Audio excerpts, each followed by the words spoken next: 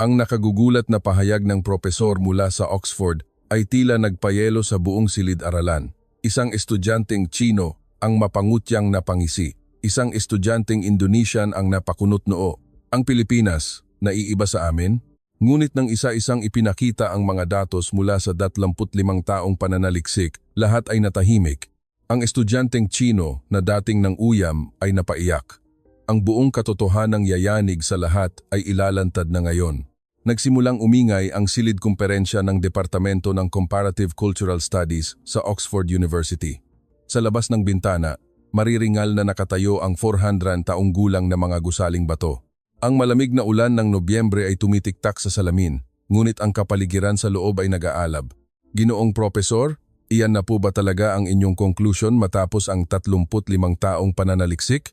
Itinaas ni Maylin, isang doktorandong estudyanteng Chino, ang kanyang kamay, ang tinig niya ay puno ng pag-aalinlangan.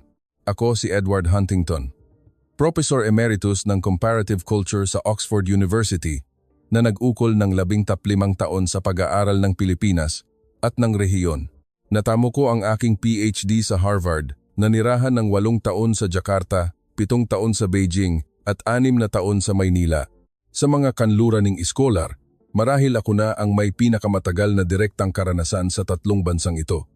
At ngayon, nais kong ilahad ang konklusyon ng aking 35 taong pag-aaral. May 15 estudyante sa silid. Galing sila sa iba't ibang bansa, Britanya, Amerika, Alemanya, Pransya, Tsina, Indonesia. Ito ay isang espesyal na seminar para sa pagtatapos ng semestre na may temang isang paghahambing na pag-aaral sa pambansang pagkakakilanlan ng Pilipinas, Tsina, at Indonesia. Dahan-dahan akong tumayo. Tama ka, binibining Maylin. Ito mismo ang konklusyon ng aking 30 taong pananaliksik. Ang silid ay biglang tumahimik. Narinig ko ang paglunok ng isang tao. Lumakad ako patungo sa whiteboard, kinuha ang panulat, at isinulat ito sa malalaking titik. Ang Pilipinas ay hindi timog silangang Asya. Nagkaroon ng bulungan. Anong ibig sabihin yan, Ginoong Propesor? Tanong ni Budi, isang exchange student mula sa Indonesia. Puno ng pagkalito ang kanyang mukha. Itinaas ko ang aking kamay para patahimikin sila. Hayaan ninyong mas linawin ko. Isinulat ko ang kasunod na pangungusap sa pisara. Ang kalikasan ng lahing Pilipino ay lubos na naiba kumpara sa MGAT-Esino at Indonesian. Sa pagkakataong ito, may mga mahihinang tawa na umalingaw-ngaw. Puft! Hehe! Ilang mapanuyang halakhak ang narinig mula sa iba't ibang sulok. Lumingon si Maylin kay Hans, ang alemang estudyanteng katabi niya. Mahina ang kanyang bulong, ngunit narinig ko pa rin. Nasisiraan na yata ng bait si Propesor. Nagkunwari akong walang narinig. Ito ang reaksyong inaasahan ko na. 25 taon na ang nakalipas. Nang sinimulan ko ang pag-aaral na ito, ganito rin ang reaksyon. Ang Timog Silangang Asya ay halos magkakatulad lang. Pare-parehong may kulturang agraryo, naiimpluwensyahan ng kulturang Chino at Indian, maging ang itsura ay magkakahawig. Iyan ang karaniwang pananaw sa kanluraning akademya. Sa simula, ganoon din ang aking pag-iisip. Ngunit matapos ang 35 taon ng pamumuhay, pakikipanayam sa libu-libong tao at pagsusuri sa 10,000 datos, nakarating ako sa isang lubos na naiibang konklusyon. Mga Ginoo at binibini, tiningnan ko ang mga estudyante. Ang mga ebidensyang ilalahad ko ay hindi matatawaran. Nag-cross ng braso si Maylin, ang kanyang mga matay puno ng hamon. Talaga? Kung gayon, sige po, Ginoong Propesor. Ngumiti ako. Sige, simulan na natin. Binuksan ko ang aking laptop at ang projector. Ang unang slide ay nagpakita ng isang tanong. Kapag dumating ang sakuna, paano kikilos ang mga tao? Ang panahon ng sakuna ang pinakamalinaw na naglalantad sa tunay na kalikasan ng tao, dahan-dahan kong sinabi. Sa karaniwang araw, lahat ay tila magkakatulad, magalang, masipag, mapagmahal sa pamilya. Ngunit iba kapag may sakuna. Doon lumalabas ang tunay na pagkatao. Nagtaas ng kamay si James, isang Amerikanong estudyante. Ginoong Propesor, anong sakuna po ang partikular ninyong tinutukoy? Magandang tanong, James. Lumipat ako sa susunod na slide. 3 larawan ang lumitaw ng magkakatabi. Sa kaliwa, ang tsunami sa Indonesia noong 2004. Sa gitna, ang lindol sa Sichuan, China noong 2008. Sa kanan, ang pananalasa ng superbagyong Yolanda sa Pilipinas noong 2013. Paghahambingin natin ang tatlong sakunang ito. Itinutok ko ang laser pointer sa larawan ng Indonesia. Noong 2004, ang tsunami sa karagatang Indian ay nagdulot ng matinding pinsala sa Indonesia. Humanga ang mundo sa kahinahunan ng mga Indonesian. Mahahabang pila ang nabuo para sa relief goods at mahigpit nilang sinunod ang utos ng gobyerno. Tumango ang mga estudyante. Kilalang kuwento iyon. Ngunit, huminto ako saglit. Ang mahalaga rito ay ang kaayusan. Ang mga Indonesian ay naghintay sa utos ng gobyerno. Naghintay sila sa pagdating ng militar. Naghintay na maipamahagi ang tulong. Sa halip na kumilos sa sarili nilang paraan, hinintay nilang umandar ang sistema. Sumimangot si Budi. Ano pong masama roon? Mabuti naman ang kaayusan. Hindi ko sinasabing masama, Budi. Ang sinasabi ko ay naiiba. Inilipat ko ang laser sa larawan ng China. 2008, lindol sa Sichuan. Halos 70,000 ang nasawi. Bumuhos ang tulong mula sa buong mundo. Ngunit, muli akong huminto, may mga kakatuwang nangyari. Nawawala ang mga relief goods habang nasa daan, kinulimbat ng mga lokal na opisyal. May mga voluntaryo ring dumating, ngunit karamihan ay pinakilos ng gobyerno. Ang bilang ng mga kusang loob na tumulong ay nasa 2.3% lamang. Namula ang mukha ni Maylin. Ilan lang pong tiwaling opisyal iyon. Hindi ninyo maaaring lahatin ang mga mamamayang Chino. Binibining Maylin, mahinahon kong sabi, hindi ko pa nababanggit ang Pilipinas. Inilipat ko ang pointer sa ikatlong larawan. Nobyembre 2013, gitnang Visayas, Pilipinas.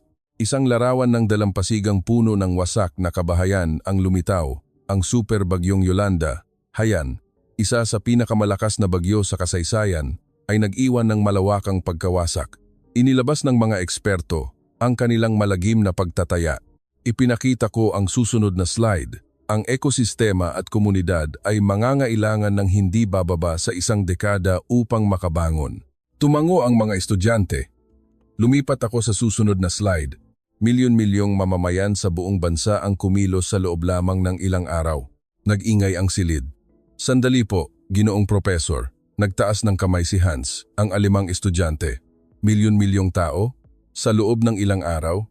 Teknikal na imposible ang ganoong kabilis na mobilisasyon. Tama ka, teknikal na imposible para sa isang gobyerno. Dahan-dahan kong sinabi.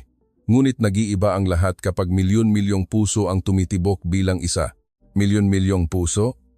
Ulit ni Hans. Oh, ipinakita ko ang susunod na slide. Operasyon, tulong. Milyon-milyon ang nakiisa sa social media. Nakalikom ng bilyon-bilyong piso sa unang linggo pa lang. Nag-organisa ng mga donation drive at relief operations sa buong bansa. Natahimik ang buong silid. Nagpatuloy ako. Ang populasyon ng Pilipinas noon ay humigit kumulang 100 milyon. Ang milyon-milyong nakiisa ay nangangahulugang halos isa sa bawat 10 tao ang kumilos. Ang epekto nito ay umabot sa bawat sulok ng bansa. Ang pagkabigla sa mga numero ay bakas sa mukha ng mga estudyante. Hindi lang pera ang ibinigay ng mga tao. Libo-libo ang nagmaneho ng sarili nilang sasakyan. Bumiyahe ng daan-daang kilometro papuntang Visayas. Ano ang ginawa nila? Nagdala sila ng pagkain, tubig, damit. Mga grupo ng voluntaryo ang nagsulputan na parang kabute. Wala silang opisina, walang pondo, walang direktang utos mula sa itaas. Huminto ako at inilibot ang tingin. Mga kaibigan, posible bang mangyari ito sa Indonesia o sa China? Walang sumagot. Si Maylin ang bumasag sa katahimikan. Sandali po, Ginoong Profesor. Itinaas niya ang kamay, matalas ang kanyang tinig. Hindi po ba't may isang organisasyon lang na nagpakilos sa kanila? Hinihintay ko ang tanong na ito. Umiling ako. Magandang tanong. Hindi. Ipinakita ko ang susunod na slide. Rate ng kusang loob na pakikilahok, 95%. Panawagan mula sa mga organisasyon at korporasyon, 5%. 95% ay ganap na kusa. Ginamit nila ang sarili nilang pera para sa gasolina, isinakripisyo ang kanilang oras at lakas, at hinarap ang panganib para tulungan ang mga kababayang hindi pa nila nakikilala. Nanigas ang mukha ni Maylin, ngunit hindi siya umatras. Kahit na po, Ginoong Profesor, ang sabihing lubos na naiiba ang Pilipinas at China ay, lumingon siya sa mga kaklase, naghahanap ng suporta. Sa totoo lang, Malaki ang impluensya ng kultura ng Tsina sa Pilipinas. Ang mga paniniwala, pagkain, mga aral ay may impluensya mula sa amin. Binibining Maylin, mahinahon kong pagputol. Ang kuwentong iyan ay narinig ko na sa Beijing sa loob ng 7 taon. Sawa na ako. Namula ang mukha ni Maylin. Dahil iyon po ang katotohanan. Oo, bahagi iyon ng katotohanan, tumango ako. Ngunit hindi nito masasagot ang aking tanong. Ang pagkalat ng impluensya at ang kusang loob na pagsugod ng milyon-milyon sa gitna ng sakuna ay dalawang bagay na nasa magkaibang antas. Napakagatlabi si Maylin. Sumingit si Budi. Ginoong Huntington. Kalmado ang kanyang boses ngunit matalas ang tingin. Bilang isang nag-aaral din ng rehiyon, nais ko pong sabihin na ang Pilipinas at Indonesia ay parehong nasa ilalim ng Malay culture at kasapi ng ASEAN. Magkatulad ang ating pundasyon. Ang sabihing espesyal ang Pilipinas ay isang pahayag na walang basehang siyentipiko. Ngumiti ako. Budi, ako man ay nakulong sa balangkas na iyan sa loob ng maraming taon, ngunit nang manirahan ako roon, nakita kong iba sila. Saan sila naiiba? Tumaas ang boses ni Budi. Noong tumama ang tsunami noong 2004, nasa Jakarta ako. May mga voluntaryo, ngunit karamihan ay ipinadala ng mga korporasyon at organisasyon. Kakaunti lang ang kusang loob. Alam mo ba kung bakit? Naghintay ako ng sagot. Dahil sa Indonesia at sa maraming lugar, hihintayin ng mga tao ang pagkilos ng gobyerno. Ito ay isang sistema na may kaayusan, mula itaas pababa. Ang kabutihan ay ipinapakita, ngunit sa loob ng isang organisadong balangkas. Tumango si Budi. Iyan ay isang katotohanan. Ngunit sa Pilipinas, kabaligtaran, nagpatuloy ako. Sa Pilipinas, kapag may tumaob na truck ng kargamento sa kalsada, mag-uunahan ang mga tao na tulungan pulutin ang mga laman nito. Walang bayad. Kapag may aksidente, mag-uunahan din silang sumaklolo. Kapag tinanong mo kung bakit, alam nyo ba ang sagot nila? Umiling ang mga estudyante. Nakita ko na. Paano ko pa matitiis na hindi tumulong? Sinabi ko ito ng dahan-dahan. Kung tatanungin mo ang isang Indonesian, sasabihin niya, iyon ang patakaran o nai-report ko na sa mga autoridad. Kung tatanungin mo ang isang Tsino, sasabihin niya, hindi ko iyan problema dahil takot siyang madamay. Ngunit sasabihin ng isang Pilipino, nakita ko na, paano ko pa matitiis? Ito ang fundamental na pagkakaiba. Suminghot si Maylin. Ginoong Propesor, hindi po ba't pagkakaiba lang iyan sa pambansang katangian? Ang mga Indonesian ay mahinahon, ang mga Tsino ay praktikal, at ang mga Pilipino ay medyo emosyonal. Sobra naman pong sabihing naiiba ang kanilang kalikasan. Umiling ako. Hindi ito emosyon. Hindi maaaring kumilos ang milyon-milyong tao dahil lang sa emosyon. Kung gayon, ano ito? DNA. Nag-ingay ang silid. DNA? Ang ibig nyo pong sabihin ay genetic code? Tanong ni Hans. Hindi biolohikal na DNA, kundi kultural na DNA. Isang kolektibong huwaran ng pag-uugali na nabuo sa loob ng libo-libong taon. Isinulat ko sa pisara. Indonesia, DNA ang kataraturan. TSE na, DNA ng kaligtasan. Pilipinas, DNA ng bayanihan. Ang mga Indonesian ay sumusunod sa kaayusan.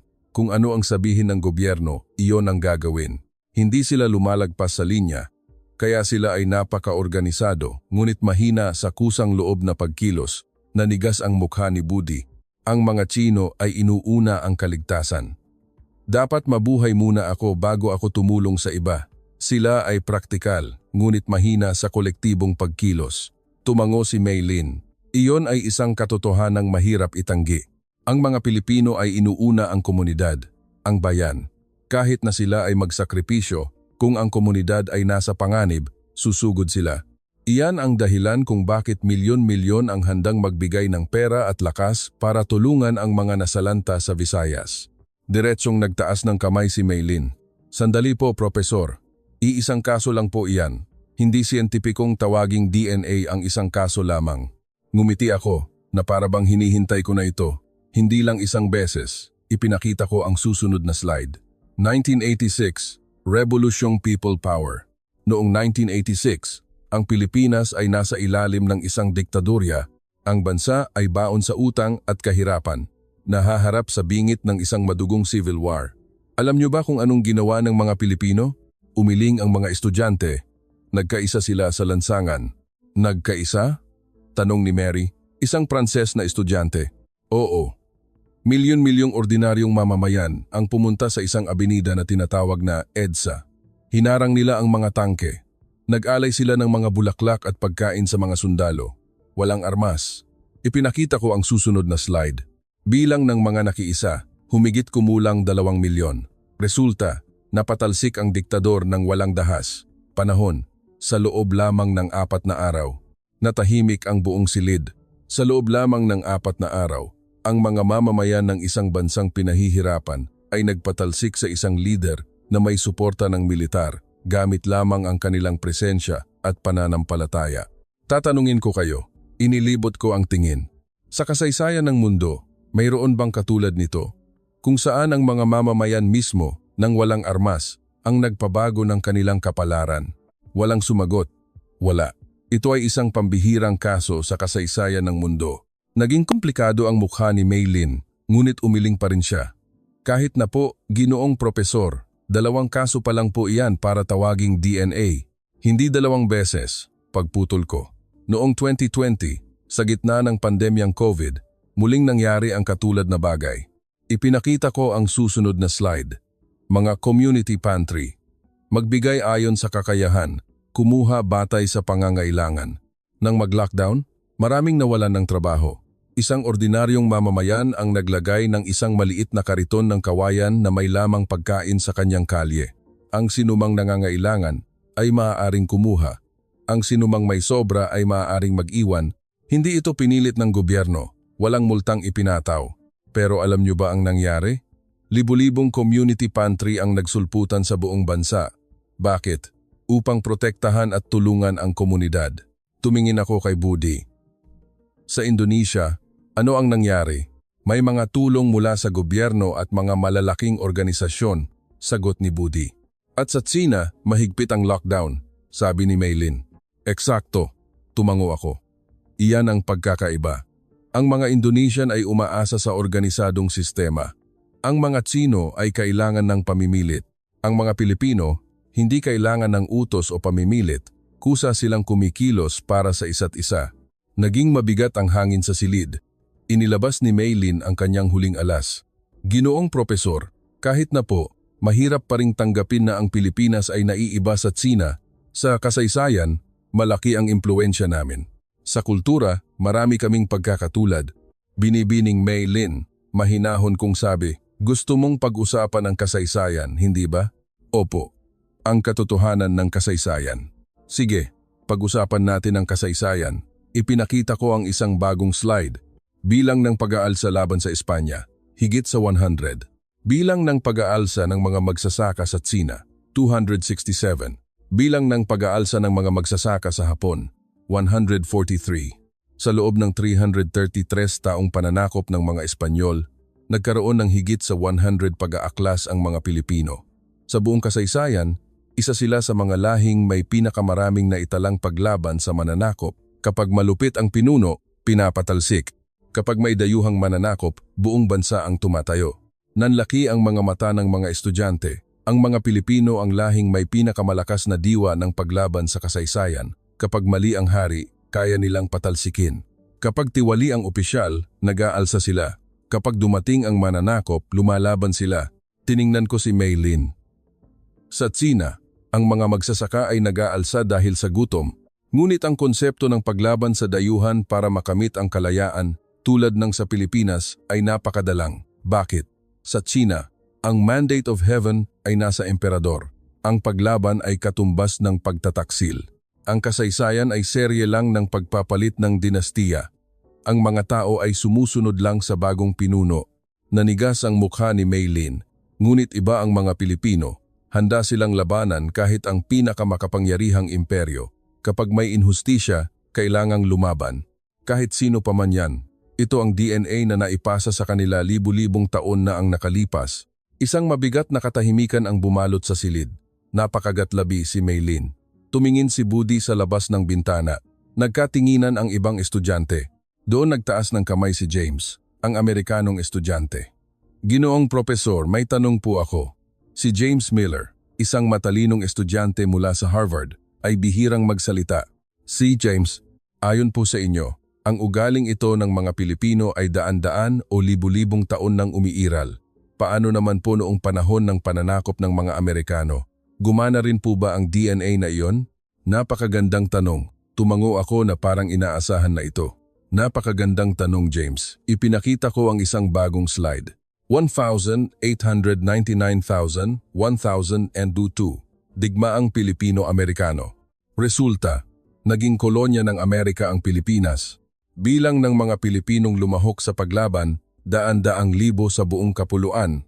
Sa loob ng halos 50 taong pananakop, hindi kailanman tumigil sa paglaban ang mga Pilipino. Mula sa mga revolusyonaryo hanggang sa mga gerilya, hanggang sa mga kilusang pampulitika para sa kalayaan. Milyon-milyon ang sumuporta sa iba't ibang paraan. Huminto ako. Alam niyo ba kung gaano kalaki ang bilang na iyon? Noong 2020, ang protesta para kay George Floyd sa Amerika ay nilahukan ng halos 0.5% ng populasyon at iyon ay isa na sa pinakamalaking protesta sa kasaysayan. Ang mga kilusan ng paglaban sa Pilipinas ay may katumbas o higit pang sukat sa ilalim ng isang brutal na panunupil. Tumango si James. At higit pa riyan, halos walang armas ang mga Pilipino noon. Ginamit nila ang mga itak at mga lumang rifle laban sa modernong hukbo ng Amerika. Libo-libo, daan-daang libo ang namatay, ngunit hindi sila tumigil. Ipinakita ko ang susunod na slide. Pinansyal na suporta para sa revolusyon. Mula sa mga ordinaryong mamamayan at mga Pilipino sa ibang bansa, ipinapadala ang halos buong kita. Isang magsasaka sa Bulacan na ipinagbili ang kanyang kalabaw ang tanging yaman niya para suportahan ang revolusyon. Ang mga Pilipino sa ibang bansa na nagtatrabaho ng husto ay ipinadala halos lahat ng kanilang kinita para suportahan ang paglaban. Kayo, handa ba ninyong ibigay ang 90% ng inyong kita para sa isang revolusyon na napakaliit ng tsansang magtagumpay? Walang sumagot. Hindi lang mga revolusyonaryo, mga ordinaryong magsasaka, mga ngalakal, kababaihan ay nag-ambag ng bawat sentimo. Ipinagbili nila ang kanilang mga alahas, ang kanilang mga lupain, para mabawi ang kanilang bansa. Isinulat ko sa pisara, 1896, Revolution, 1940s, Paglaban sa Hapon, 1986, People Power, 2013, Tulong para sa Yolanda, 2020, Community Pantries. Nakikita niyo ba ang huwaran? Lumipas ang 100, 200 taon pero hindi nagbabago ang huwaran ng pag-uugali ng mga Pilipino. Sa oras ng panganib, kusa silang nagkakaisa. Iniaalay nila kung anong mayroon sila. Nagsasakripisyo sila para sa komunidad. Tiningnan ko si Maylin. Sa China, mayroon bang ganito? Mga mamamayang kusang loob na nag-aambag ng yaman para iligtas ang bansa? Napakagatlabi siya at hindi sumagot. Budi, sa Indonesia, umiling siya. Wala. Tama. Wala. Iyan ang konklusyon ng aking 35 taong pag-aaral. Ang Pilipinas, sa kanyang kalikasan, ay lubos na naiiba sa ibang mga bansa sa rehiyon. Muling umingay ang silid. Doon nagtaas ng kamay si Hans, ang alemang estudyante. Ginoong profesor, sandali po. Si Hans Müller, na dalubhasa sa data analysis, ay isang napakametikulusong estudyante. Kahanga-hanga po ang inyong datos, ngunit ang paglalahat sa isang buong lahi mula sa iilang kaso ay mapanganib, maaaring may ibang salik o pagkiling sa mga estatistika. Napakatinong po na, Hans. Tumango ako. Kaya naman, sa loob ng 35 taon, nangolekta ako ng libu-libong datos. Ang ipinakita ko sa inyo ngayon ay dulo lamang ng malaking tipak ng yelo.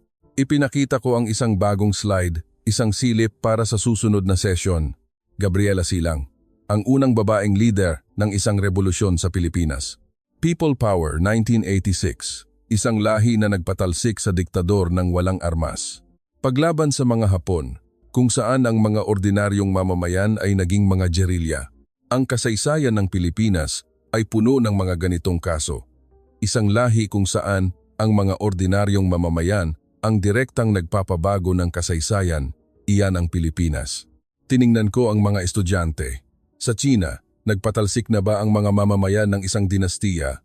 Sa Indonesia, binago na ba ng mga mamamayan ang kapalaran ng bansa nang walang pamumuno ng militar?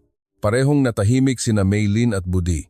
Ngunit sa Pilipinas, nangyari na iyon. Milyon-milyong tao ang gumawa ng kasaysayan, maraming beses.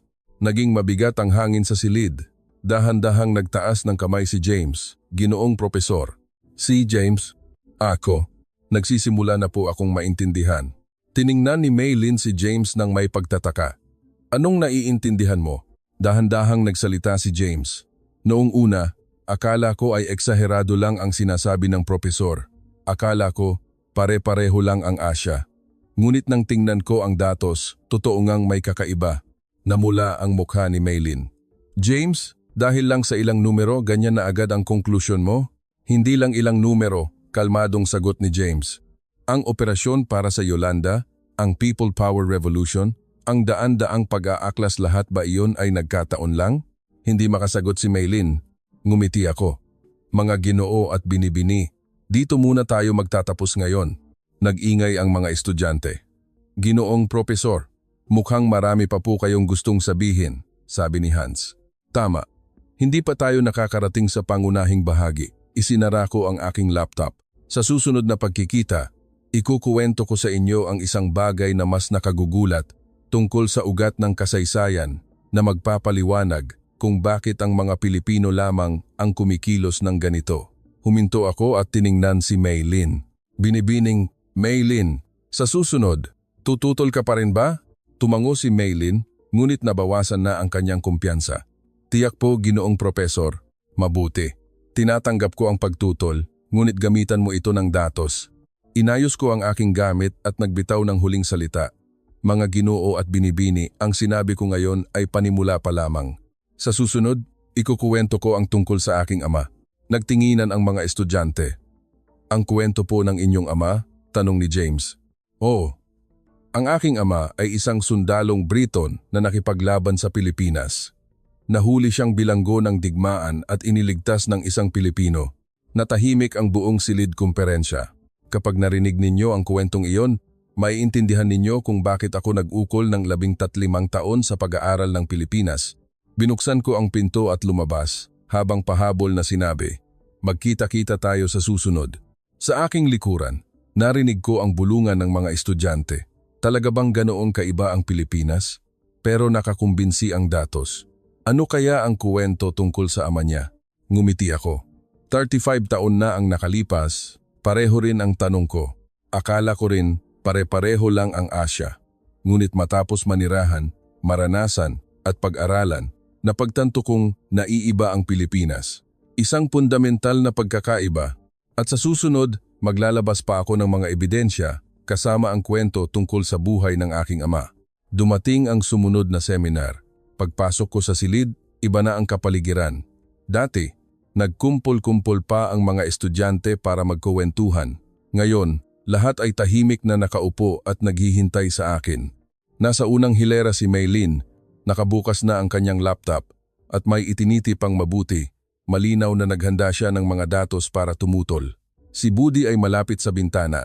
Nakakrus ang mga braso at seryoso ang tingin sa akin. Nasa gitna si James, tila malalim ang iniisip. Magandang umaga, magsimula na tayo. Binuksan ko ang laptop at ang projector.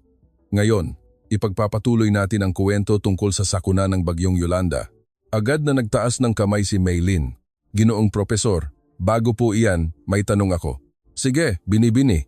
Noong nakaraan, sinabi ninyong milyon-milyon ang nakiisa. Nag-research po ako. Ibinaling niya sa akin ang screen ng laptop. Ang bilang na milyon-milyon ay maaring may double counting. Kung ang isang tao ay nag-donate ng maraming beses o sumali sa maraming aktibidad, maaring nabilang siya ng paulit-ulit. Ang totoong bilang ay maaring mas mababa. Matalas na obserbasyon, tumango ako. Tama, may issue ng double counting.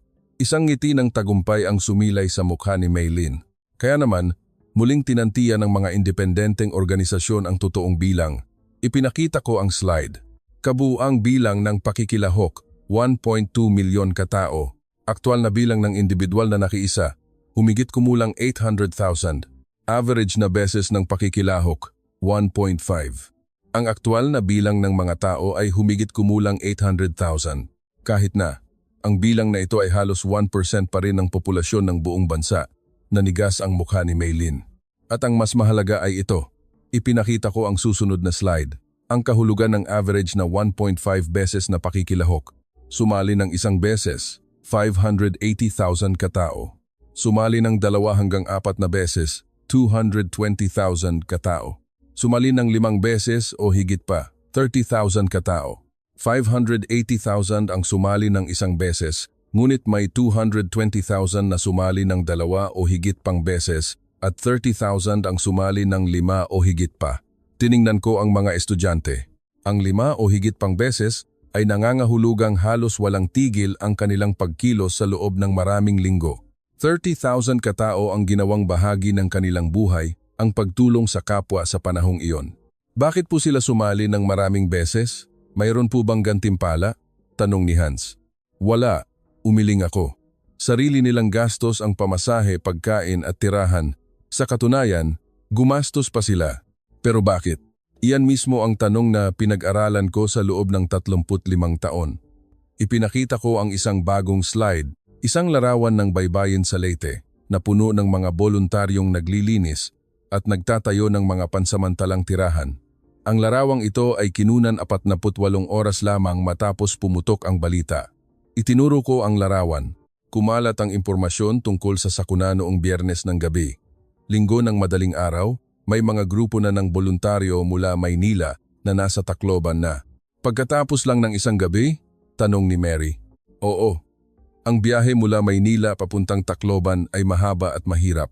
Napanood nila ang balita noong Biyernes ng gabi at umalis agad.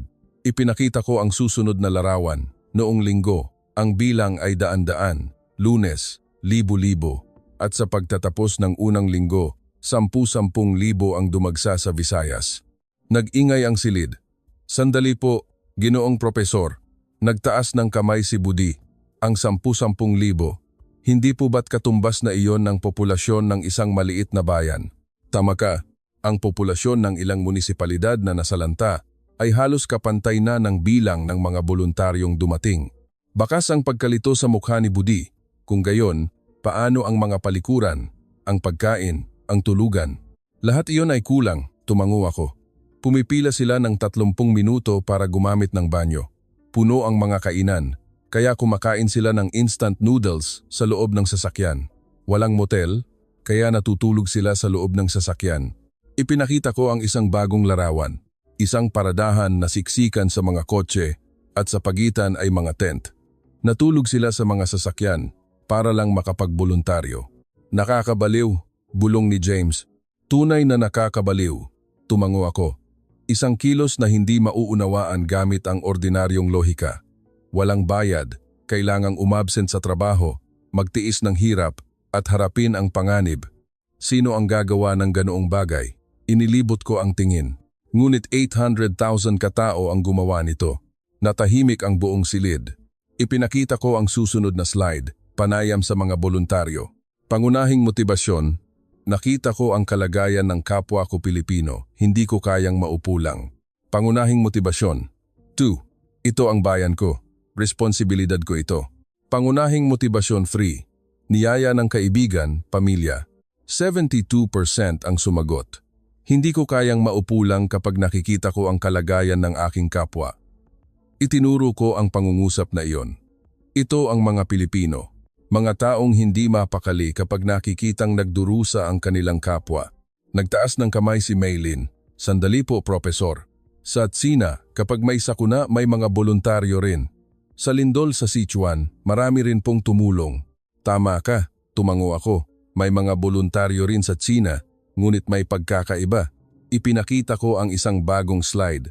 Lindol sa Sichuan, mga voluntaryo. Kabuuang bilang, 1, 3 milyon. Nakiisa sa unang 72 oras. 80. Pinakilos ng gobyerno, korporasyon, militar, 89%. Kusang loob na individual, 11%. May 1.3 milyong voluntaryo sa Sichuan. Sa kabuuang bilang, mas marami pa nga kaysa sa Pilipinas. Isang bahagyang ginhawa ang sumilay sa mukha ni Maylin. Ngunit, itinuro ko ang kasunod na linya. Ang bilang ng nakiisa sa unang 72 oras ay 8,000 lamang. Sa Pilipinas, umabot ito sa 70,000. At 89% sa kanila ay pinakilos ng gobyerno, korporasyon at militar. Ang rate ng kusang loob ay 11% lamang. tiningnan ko ang mga estudyante. At sa Pilipinas, ipinakita ko ang susunod na slide. Bagyong Yolanda, mga voluntaryo. Kabuuang bilang, 1.2 million. Nakiisa sa unang 72 oras, 70,000. Pinakilos ng organisasyon, korporasyon, 5%, kusang loob na individual, 95%. 95% ay kusa. Nag-ingay ang silid. Sa unang 72 oras, may 70,000, halos siyam na beses na mas marami kaysa sa Tsina. At 95% sa kanila ay umalis sa sarili nilang desisyon. Walang sino mang nag-utos. Napakagatlabi si Maylin. Magkaiba po kasi ang laki ng sakuna. Laki? Napakunot noo ako. Ang lindol sa Sichuan ay may 70,000 na sawi at 150 bilyong pinsala. Ang Yolanda, bagamat malubha, ay may humigit kumulang 6,300 na sawi at 2 bilyong pinsala. Sa laki, mas malaki ng ilang beses ang sakuna sa Sichuan. Ngunit ang bilang ng kusang loob na tumugon sa unang 72 oras ay 1,009 lamang. Ito ang pagkakaiba. Hindi makasagot si Maylin. Sumingit si Budi. Paano naman po ang Indonesia? Magandang tanong, Budi. Ipinakita ko ang bagong slide. Tsunami sa Indonesia, mga voluntaryo, kabuang bilang, 1.4 million. Nakiisa sa unang 72 oras, talima. Pinakilos ng gobyerno, organisasyon, 78%. Kusang loob na individual, 22%. Ang Indonesia ay may 1.4 milyong voluntaryo, ngunit 78% ay pinakilos ng mga organisasyon. Ang kusang loob ay 22%. At ang bilang ng nakiisa sa unang 72 oras ay 12,000, halos 11,000 lamang kumpara sa Pilipinas.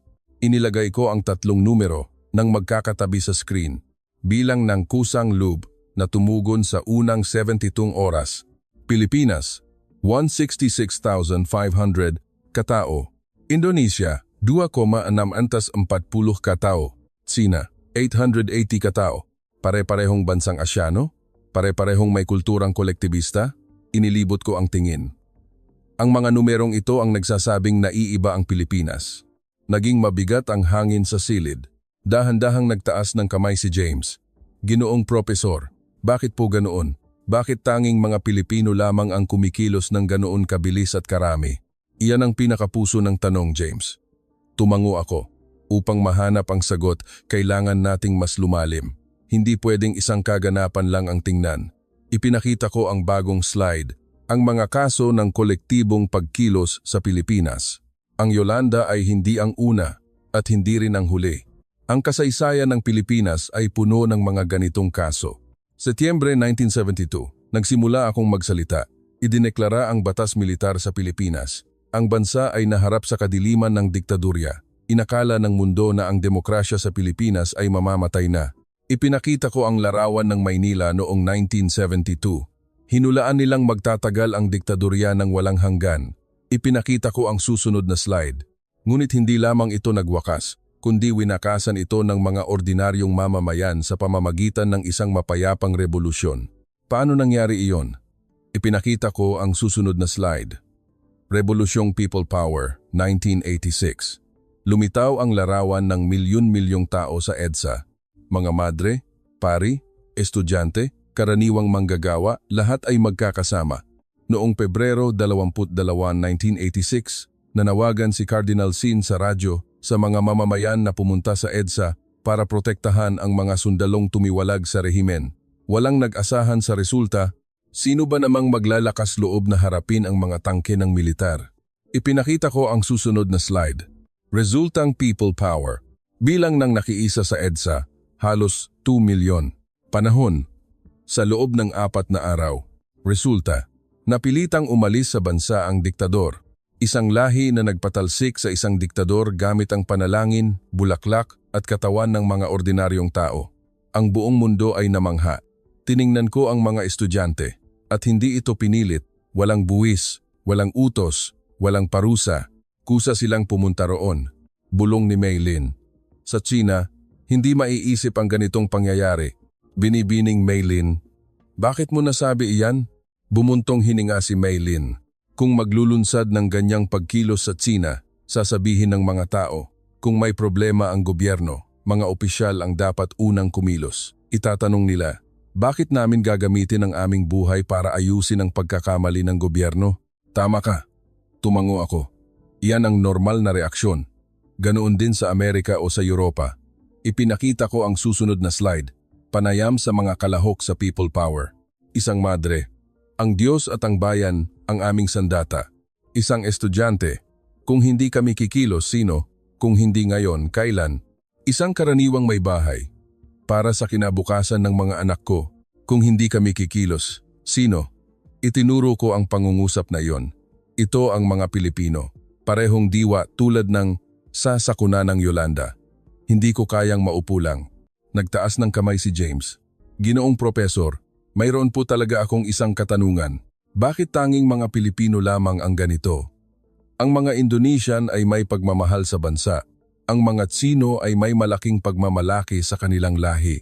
Magandang tanong, James. Tumango ako. Hindi ito usapin ng pagiging makabayan, kundi usapin ng huwaran ng pag-uugali. Gumuhit ako ng diagram sa pisara. Reaksyon sa krisis. Indonesia.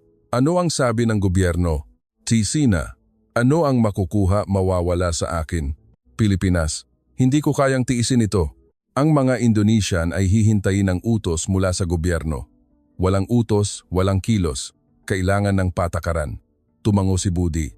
Iyon ay isang katotohanang mahirap itanggi. Ang mga Tsino ay magkakalkula muna. Ano ang pakinabang ko kung sasali ako? Ano ang panganib? Kailangan may benepisyo bago sila kumilos. Tumango rin si Maylin, ngunit iba ang mga Pilipino. Kumikilos muna sila bago magkalkula. Ang hindi kayang tiisin ang kanilang prioridad. Ang tanong na, bakit ko ito gagawin ay pangalawa na lamang. Tiningnan ko ang mga estudyante. Ito ang DNA. Isang kolektibong huwaran ng pag-uugali na nabuo sa loob ng daan-daang taon. Nagtaas ng kamay si Maylin. Ginoong Profesor, sinabi ninyong DNA, ngunit may ebidensya po ba na umiral na ito daan-daang taon na ang nakalipas? Ang people power o Yolanda ay mga modernong kaganapan. Napakatinong puna, binibini. Tumango ako. Kaya kailangan nating tingnan ang kasaysayan. Ipinakita ko ang bagong slide. Bumalik tayo sa taong 1521, ang labanan sa Mactan. Nanigas ang mukha ni Maylin. Noong 1521, dumating ang mga Espanyol sa pamumuno ni Ferdinand Magellan, ang pinakamalakas na puwersang pandagat sa mundo noon. Nais nilang sakupin ang mga isla. Ipinakita ko ang mapa ng labanan. Maraming lokal na pinuno ang sumuko sa takot. Ngunit si Lapu-Lapu, isang pinuno mula sa maliit na isla ng Mactan, ay tumangging yumukod. Nakinig ng tahimik si Maylin at ang iba pang estudyante. Nagalit si Magellan at dinala ang kanyang mga sundalong may modernong sandata at baluti para turuan ng leksyon si Lapu-Lapu. Ano sa tingin ninyo ang ginawa ni Lapu-Lapu at ng kanyang mga mandirigma? Huminto ako. Lumaban sila. Ipinakita ko ang susunod na slide. Gamit lamang ang mga sibat na kawayan at mga kalasag na kahoy, hinarap nila ang mga Espanyol na may mga espada, kanyon at baluting bakal. Hindi lang mga sundalo, kundi buong komunidad ang lumaban. Nagtaas ng kamay si Hans. Ang porsyento ng mga sibilyan na nakikilahok sa isang digmaan noong panahong iyon, may katulad po ba sa ibang bansa? Magandang tanong. Ipinakita ko ang datos. Porsyento ng sibilyang kalahok sa digmaan. Labanan sa Mactan, tinatayang 20,025% ng populasyon ng komunidad. Digmaan sa Europa, 5,007%. Pananakop sa Amerika, 2,003%. Ang porsyento sa Mactan ay 3 hanggang 4 na beses na mas mataas kumpara sa mga digmaan sa Europa. At ang mahalaga, ginawa nila ito ng kusa. Hindi pa man nag-uutos ang pinuno, handa na ang mga tao na ipagtanggol ang kanilang komunidad. Tanong ni Maylin, bakit nila ginawa iyon? Napakalakas ng kalaban, bakit kailangan pang lumaban ng mga ordinaryong tao? Iyan ang pinakapunto. Tumango ako. Sa loob ng mga Pilipino, mayroong isang DNA na tinatawag na hindi kayang tiisin. Kapag ang komunidad ay nasa panganib, hindi na mahalaga kung ano ang ginagawa ng pinuno. Sila mismo ang kikilos.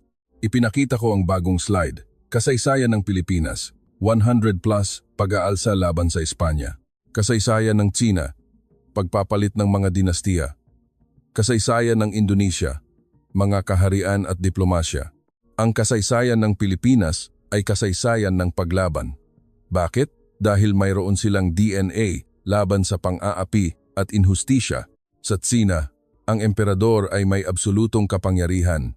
Ang paglaban ay katumbas ng paglipol sa buong angkan, kaya pinipili ng mga Tsino ang pagtitiis at pag-angkop. Sa Indonesia, ang hari o sultan ay may banal na kapangyarihan.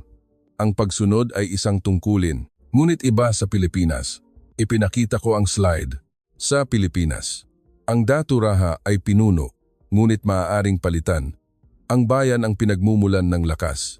Ang paglaban sa pang-aapi ay isang makatarungang gawain. Nanlaki ang mga mata ng mga estudyante. Sa kasaysayan ng Pilipinas, maraming pinuno ang napatalsik o pinalitan dahil sa pag-aalsa ng mga tao. Ang konsepto na ang kapangyarihan ay nagmumula sa mga tao ay matagal nang umiiral. Tanong ni Budi, mayroon po bang ganyan sa Indonesia? Wala, umiling ako. Sa kasaysayan ng mga kaharian sa Indonesia, ang pinuno ay sagrado. Hindi ito maaaring labanan ng mga ordinaryong tao. Ipinakita ko ang susunod na slide. At ang tradisyong ito ay nagpapatuloy hanggang ngayon. Modernong Pilipinas. Ang lakas ng bayan. 1986 People Power. Pinatalsik ang diktadurya. 2001 EDSA II. Pinatalsik ang isang tiwaling pangulo. Panahon ng OFW. Ang sigasig at sakripisyo ng mga ordinaryong mamamayan sa ibang bansa ang bumuhay sa ekonomiya. Ang mga Pilipino ay kayang gumawa ng mga pambihirang bagay kapag sila ay nagkakaisa. Ang kanilang lakas ay hindi nagmumula sa utos, kundi sa kusang loob. Hindi ka pani-paniwala, bulong ni James. Ito ang Pilipinas. Lumalaban ngunit nananatiling mapayapa. Nagagalit ngunit hindi nagwawala. Ang daan-daang taon ng paglaban ay lumikha ng isang kakaibang DNA. Dahan-dahang nagtaas ng kamay si Maylin. Ang kanyang boses ay iba na, wala na ang dating hamon. Ginoong Profesor, sa totoo lang po, medyo nabigla ako. Sa Tsina, hindi namin maiisip ang mga bagay na ito. Salamat sa iyong katapatan, Binibini. Hindi po, ang ibig kong sabihin. Nag-atubili si Maylin. Sa Tsina, itinuturo sa amin na ang mga kalapit bansa ay naiimpluwensyahan lang namin. Bihira naming pag-aralan ang kanilang pananaw at lakas. Yumuko siya. Nagkamali po ako nang minaliit ko sila. Ngumiti ako. Ang unang lamat ay lumitaw na. Kung gayon, hayaan ninyong ikuwento ko na ang tungkol sa aking ama. Natahimik ang buong silid. Ito ang kuwentong ipinangako ko. Kumuha ako ng isang lumang litratong itim at puti, isang batang sundalo na nakangiti. Ang aking ama, si William Huntington, noong 1942, siya ay 22 taong gulang. Ipinakita ko ang larawan sa screen. Ang aking ama ay bahagi ng British Army.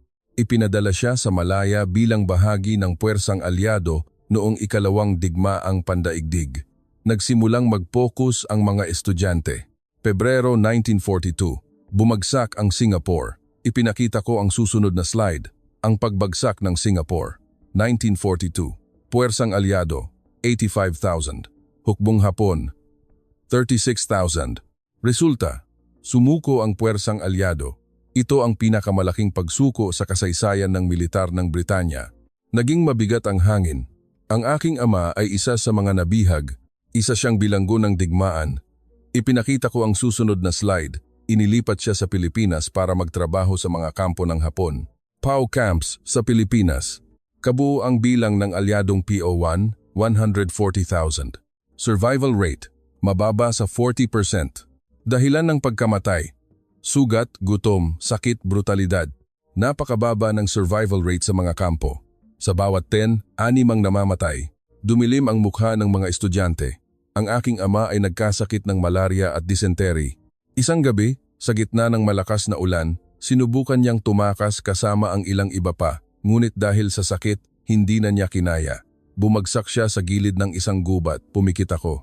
Ito ang kuwentong narinig ko sa aking ama ng daan-daang beses. Iniwan siya ng kanyang mga kasama. Sa digmaan, kailangan mong unahin ang sarili mong kaligtasan. Hinintay na lang ng aking ama ang kanyang kamatayan. Napasinghap si Mary. Ngunit habang nakahandusay siya roon, may nakakita sa kanya. Ipinakita ko ang larawan ng isang simpleng kubo sa isang liblib na baryo sa Pilipinas. Isang pamilyang Pilipino ang nakakita sa aking ama. Isang ama, isang ina at isang batang lalaki na mga 10 taong gulang. Natahimik ang lahat. Inuwi nila ang aking ama sa kanilang kubo. Dahan-dahan akong nagpatuloy. Kailangan ninyong maintindihan ang konteksto.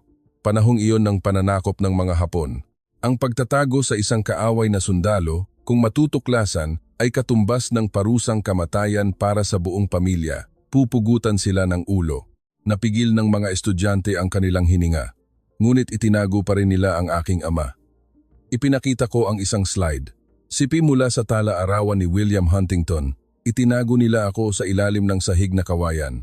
Sila mismo ay halos walang makain, ngunit ibinabahagi pa rin nila sa akin ang kanilang kaunting kanin at kamote. Sa loob ng 3 linggo. Sila mismo ay nagugutom, ngunit ibinabahagi pa rin ang kanilang pagkain sa isang sundalong kaaway. Bakit? Bulong ni Maylin. Bakit nila ginawa iyon? Tumingala ako.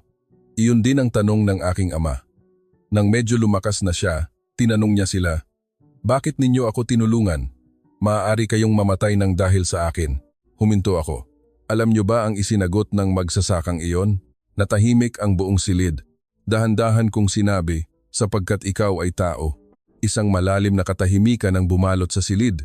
Sapagkat ikaw ay tao. Iyon lang. Tiningnan ko ang mga estudyante. Hindi dahil siya ay kaaway, kailangang patayin. Hindi dahil mapanganib, kailangang pabayaan. Simple lang, dahil siya ay tao, kailangang tulungan. Mahinang nagtanong si James, "Ano po ang nangyari sa pamilya?" Yumuko ako. Makalipas ang 3 linggo, nakahanap ng paraan ang aking ama para makatakas at matagpuan ng mga gerilyang Pilipino, ngunit nag-atubili ako.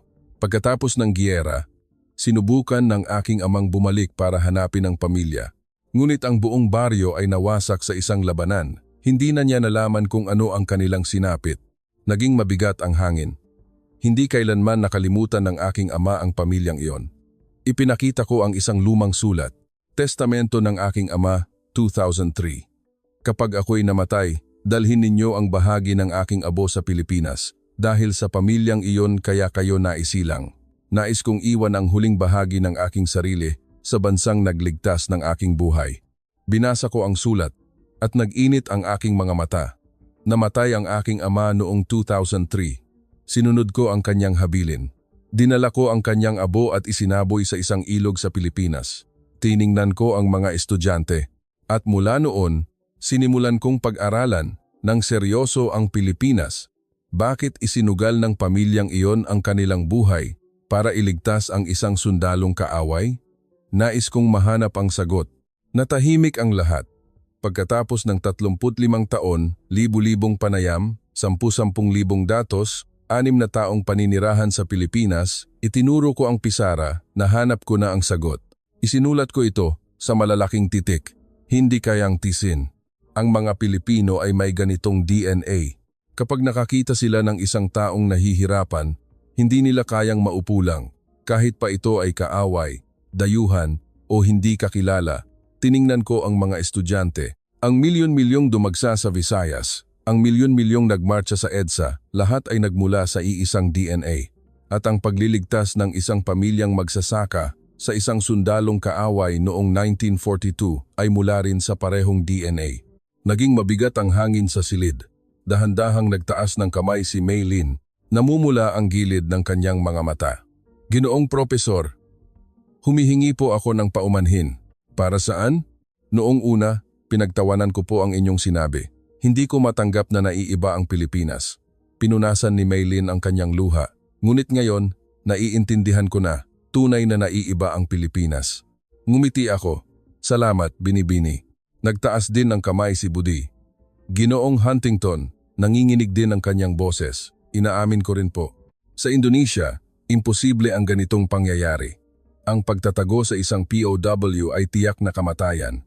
Walang Indonesian na maglalakas loob gawin iyon. Tunay na naiiba ang mga Pilipino." Inilibot ko ang tingin. "Mga Ginoo at Binibini, dahan-dahan kong sinabi, ang sinabi ko ngayon ay hindi para patunayang mas magaling ang Pilipinas, kundi para patunayang sila ay naiiba. Na ang kanluraning stereotipo na pare-pareho lang ang Asya ay isang pagkakamali." Isinulat ko ang huling pangungusap sa pisara, Pilipinas. isang exception sa kasaysayan. Ang Pilipinas ay isang exception, isang lahi na may ugat na lubos na naiiba sa China, Indonesia at sa iba pang bahagi ng mundo. Tiningnan ko ang mga estudyante. Sa susunod, tatalakayin natin kung paano hinubog ng DNA na ito ang modernong Pilipinas. Bakit tanging ang Pilipinas ang kayang bumangon mula sa abo ng digmaan? Bakit napakatatag ng kanilang kultura? Isinara ko ang aking laptop. Dito nagtatapos ang araw na ito. Paglabas ko, narinig ko ang usapan ng mga estudyante. Maylin, ayos ka lang? Oo, nabigla lang talaga ako. Ako rin. Ngumiti ako. 25 taon na ang nakalipas nang unang marinig ko ang kwento ng aking ama, nabigla rin ako. Ang tanong na, bakit isinugal ng pamilyang iyon ang kanilang buhay ang gumabay sa akin sa loob ng 35 taon? At ngayon, may sagot na ako. Ang mga Pilipino ay may hindi kayang tiisin. Kapag may nagdurusa, kahit walang kinalaman, kahit mapanganib, kahit may sakripisyo, susugod sila. Iyan ang Pilipinas, isang pambihirang lahi sa mundo. Dumating ang huling araw ng seminar. Pagpasok ko, tuluyan nang nagbago ang kapaligiran. Wala nang tawanan o bulungan. Lahat ay seryosong nakaupo. Nasa unahan si Maylin, nakasara na ang laptop. May hawak siyang isang maliit na sobre. Si Budi, malapit sa bintana, nawala na ang mapanuring tingin. Napalitan ito ng malalim na pag-iisip. Magandang araw sa inyo. Ito na ang ating huling pagkikita. Hindi ko binuksan ang projector. Ngayon, hindi natin kailangan ng datos.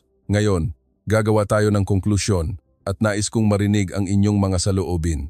Nagtaas ng kamay si Maylin. Ginoong Propesor, bago po iyan maaari po ba akong magsalita? Siyempre, binibini. Tumayo si Maylin, mahigpit ang hawak sa sobre. Sa nakalipas na linggo, marami po akong naging realisasyon. Nanginginig ang kanyang boses. Noong unang araw, nang sabihin ninyong hindi Timog Silangang Asya ang Pilipinas, sa totoo lang po, nagalit ako. Hindi ko matanggap. Huminto siya. Sa Tsina, itinuturo sa amin na ang mga bansang nasa Sinosphere ay may iisang ugat, na ang Pilipinas ay malalim na naimpluwensyahan namin, isang mas maliit na bersyon namin. Yumuko siya. Ngunit matapos makita ang inyong datos, nagbago ang aking pag-iisip. Ang milyon-milyong kusang loob na tumulong, ang mga taong nag-alay ng kanilang yaman para sa bayan, ang walang tigil nilang paglaban. Pinunasan ni Maylin ang kanyang luha. Sa Tsina, walang ganoon, kailanman. Binuksan niya ang sobre at inilabas ang isang litrato. Ito po ang lolo ko. Itinaas niya ang larawan. Isang batang sundalo na nakauniporme. Sumali po siya sa hukbo noong 1978. Mas naging garalgal ang kanyang boses. Nang marinig ko ang kwento ng inyong ama na iniligtas ng isang pamilyang Pilipino, humagulgol si Maylin, naisip ko. Ang henerasyon ng lolo ko ay gumawa ng kalupitan sa isang bansa na ang mga mamamayan ay kayang isugal ang buhay para iligtas ang isang sundalong kaaway dahil lang sa isang dahilan, sapagkat siya ay tao. Yumuko siya ng malalim. Ginoong Propesor, mga kaklase, inilibot ni Maylin ang tingin. Inaamin ko, naiiba ang Pilipinas sa Tsina. Lubos na naiiba sa kalikasan. Tumingin siya sa akin. At humihingi ako ng paumanhin sa mga Pilipino bilang isang Tsino sa hindi pag-unawa sa kanilang kasaysayan at sa pagkakaroon ng mga maling akala. Yumukod si Maylin. Nag-ingay ang silid. Isang damdaming hindi maipaliwanag ang bumalot sa akin. Binibining Maylin, itaas mo ang iyong ulo. Dahan-dahan siyang tumingala. May mga luhang dumadaloy sa kanyang pisngi. Hindi mo kailangang humingi ng paumanhin. Hindi mo iyon kasalanan. Mahinahon kong sinabi. Ang mahalaga ay nalaman mo at nagkaroon ka ng lakas ng loob na aminin ito. Sapat na iyon. Pinunasan ni Maylin ang kanyang luha at umupo. Doon nagtaas ng kamay si Budi. Maaari rin po ba akong magsalita? Ziga Budi. Tumayo siya, seryoso ang mukha. Maraming taon ko nang pinag-aaralan ang Timog Silangang Asya. Ang paghahambing sa Pilipinas at Indonesia ang aking espesyalisasyon. Sa totoo lang, akala ko rin ay eksaherado ang sinabi ninyo. Hindi ko matanggap na naiiba ang Pilipinas sa ASEAN. Umiling siya. Ngunit hindi nagsisinungaling ang datos. Itinuro niya ang pisara, ang bilang ng kusang loob na tumugon sa unang 70 talang oras. Pilipinas, 66,500. Indonesia, 2,640, mas mababa ang 25 beses. Halos magkapareho ang aming populasyon, ngunit ang reaksyon ay 25 beses na mas mabagal. Bumuntong hininga si Budi. Hindi ito maipapaliwanag. Tumingin siya sa akin. Ginoong Huntington, inaamin kong naiiba ang Pilipinas sa Indonesia. Hindi lang naiiba. Mayroong isang bagay na napaka-espesyal sa mga Pilipino, isang bagay na wala kaming mga Indonesian, yumuko siya. Isang lahi na handang isugal ang buhay para iligtas ang kaaway dahil lamang tao sila. Iyan ay hindi maiisip sa Indonesia. Umupo siya. Natahimik ang silid. Tiningnan ko ang mga estudyante. May iba pa bang opinyon? Sunod-sunod silang nagtaas ng kamay at nagsalita. Si Hans, ang data analyst. Hindi ito nagkataon lang. Ang 500 taong huwaran ay paulit-ulit. Karapat-dapat itong tawaging DNA. Si James, hindi na ito usapin ng katangian. Ito ay nasa mas malalim na antas. Si Mary, sinubukan kong isipin kung mangyayari ito sa Pransya. Imposible, talagang imposible. Sa buong silid, mga pagtango ang nakita ko. Ngumiti ako. Salamat sa inyo. Lumakad ako patungo sa pisara. Noong unang araw, isinulat ko ito. Itinuro ko ang orihinal na pangungusap. Ang Pilipinas ay hindi timog silangang Asya. Marami ang tumawa at nagsabing imposible iyan. Inilibot ko ang tingin. Ngayon, ano ang palagay ninyo? Natahimik ang silid. Dahan-dahang nagsalita si Maylin. Sa tingin ko po, tama kayo, Ginoong Propesor.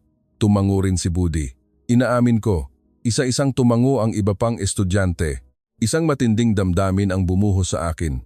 25 taon. Sa wakas, ang aking pananaliksik ay kinilala. Kung gayon, heto ang conclusion. Isinulat ko ang isang bagong tanong. Bakit tanging mga Pilipino lamang ang may ganitong DNA? Ipinakita ko ang isang huling slide, isang mapa ng Asya. Ang kapuluan ng Pilipinas, nakatayo sa gitna ng karagatang Pasipiko, nasa kanluran ng isang dambuhalang kontinente. Ang Pilipinas ay may isa sa pinakamapanganib na heograpikal na lokasyon sa mundo. Itinuro ko ang mapa. Nasa kanluran ang Tsina, isang imperyong laging may ambisyong lumawak. Nasa silangan ang malawak na karagatan kung saan maaaring pumasok ang ibang makapangyarihang bansa. Nasa Pacific Ring of Fire sila, laging dinadalaw ng bagyo at lindol. Sila ay laging nasa gitna ng panganib. Ipinakita ko ang susunod na slide. Kasaysayan ng Pilipinas. 333 taon sa ilalim ng Espanya, 50 taon sa ilalim ng Amerika, 3 taon sa ilalim ng Hapon. Ang panahon ng tunay na kapayapaan sa kanilang kasaysayan ay napakaikli. Sa ganitong kapaligiran, paano ka mabubuhay? Dahan-dahang sumagot si James, kailangang magkaisa. Kung magkakawatak-watak lahat ay mamamatay. Eksakto. Tumango ako. Ang mga Pilipino ay nabuhay sa isang kapaligiran kung saan, kung hindi sila magkakaisa, mabubura sila sa mapa. Kung hindi nila uunahin ang tayo kaysa sa ako, ang buong lahi ay maglalaho. Ipinakita ko ang isang paghahambing. Tisina, malawak na lupain, may lugar para umatras. Ang kasaysayan ay pagpapalit ng dinastiya. Ang DNA ng kaligtasan ang nabuo. Indonesia, mas paborableng lokasyon, gumagamit ng diplomasya. Ang DNA ng kaayusan ang nabuo.